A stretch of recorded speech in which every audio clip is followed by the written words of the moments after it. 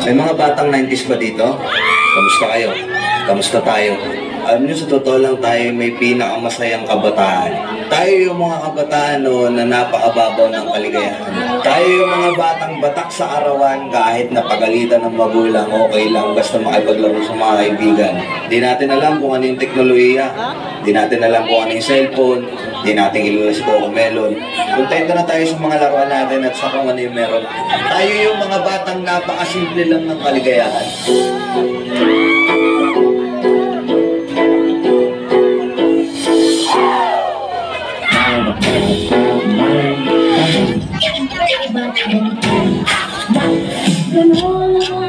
Walang buksan ang isipan mo sa siyang kaagay. Hanggang sa simula, ikasin natin ang besa. Inabukasan ng ating bayan, siguradong makakamtan.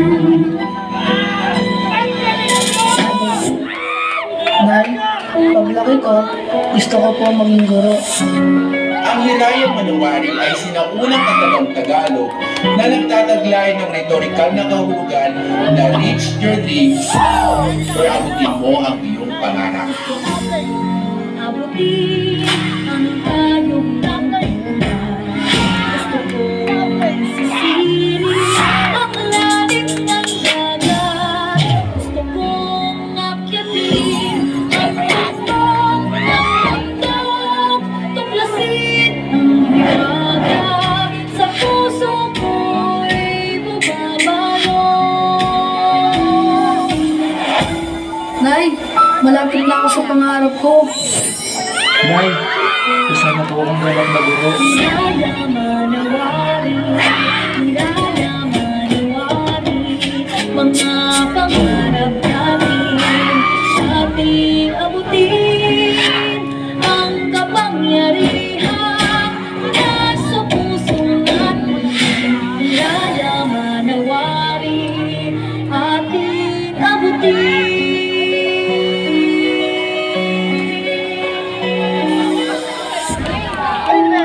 Masarap balikan yung panahon na candy at pagkadapa lang ang iyong iniiyakan. Na ngayon, ang dami ng dahilan na minsan parang gusto mong sumuko na lang.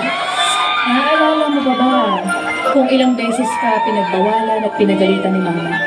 O kaya naman na ay naglagay ng makapal na karton sa puwet para hindi maramdaman ang palo ni papa. Siguro kaya pinapalo tayo noon dahil mas masakit pala ang hamon ng buhay ngayon.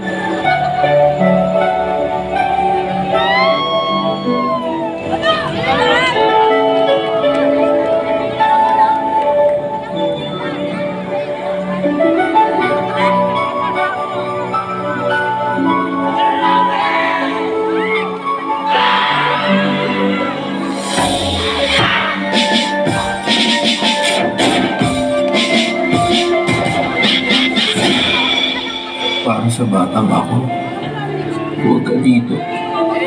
Walang si nanay dito. Sa palatay sa aking buhay.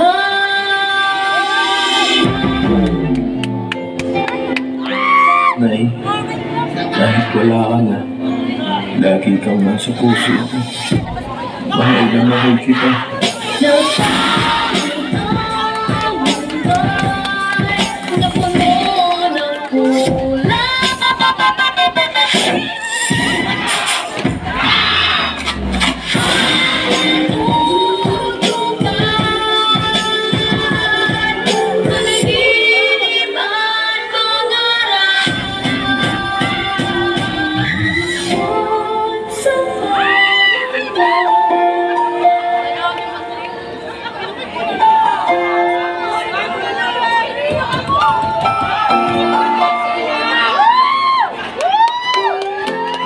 Anak, isa kang malaking pagpapalang itinagkaloob ng Diyos sa akin ng papa mo.